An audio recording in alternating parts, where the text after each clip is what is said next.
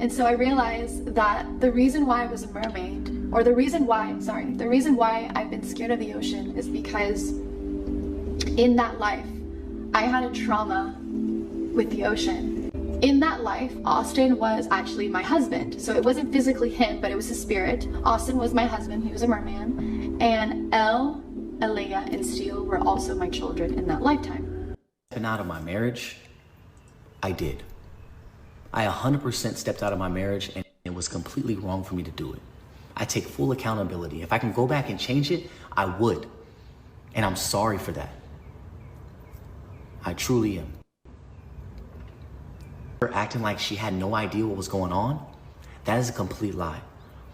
Catherine knew what I was dealing with for a very long time. I would come to her and I would voice how I feel about how I felt like I was getting no affection from her.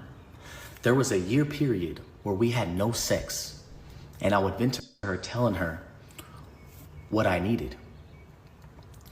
And her exact words verbatim on my kids, she said, "Just don't make me look dumb. Don't embarrass me."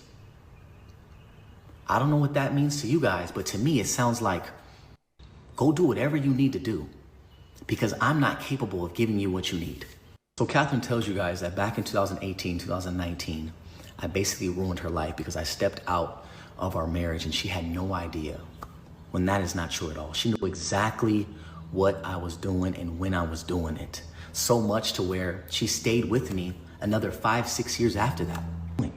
When she first came to me and told me that she wanted to do ayahuasca, in my head, I was 100% against it. Something that I do not believe in. I believe in God. But because I'm such a supporting husband, I wanted to support her as much as I could. And so I let her seek that journey, and that's what she did. Through her ayahuasca journey, she was telling me how one moment she felt like she's a psychic. The next moment she felt like she was a healer.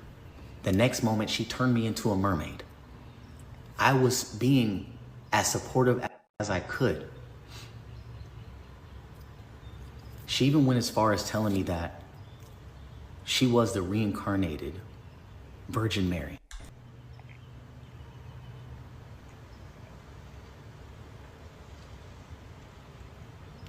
And that she no longer wanted to have sex with me and she didn't want to use her body in that way.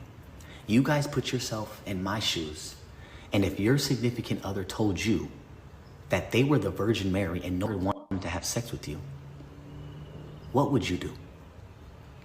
So as she was getting more connected to the spiritual side, we started growing further apart. And it was really sad because our conversations were only about spirituality and I couldn't relate. And it got so bad to the point where she was doing it once a month. She became addicted. Usually people do it once, maybe twice, maybe 3 times in their entire life, but she was doing it once a month. And this is where, during this process and her going out, traveling and going on retreats, she found somebody. Here are the messages that I came across that I didn't know what to think of it. And that's why I took her word and believed her, because I had no idea what the this meant. What type of language is that? And decided to do the ayahuasca ceremonies and her hosting them at her house, in her home where my kids lay their head. I really only had 2 options. Either I get full custody of the kids, or I spend more time with them to protect them. And I think you guys know what option I chose. Here is a photo of all of them in Catherine's house experiencing the ayahuasca journey that they had together.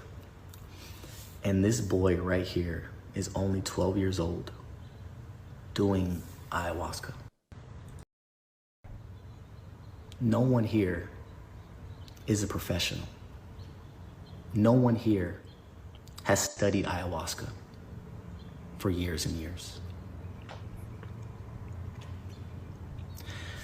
I don't know if you guys know how dangerous that is, but all it takes is for one bad experience and it changes all of our lives. Not just Catherine. Not just mine, but my kids. And that's something I'll never forget. That you guys seen that, how hands-on I am and how much they're with me. And I also believe that everything happens for a reason.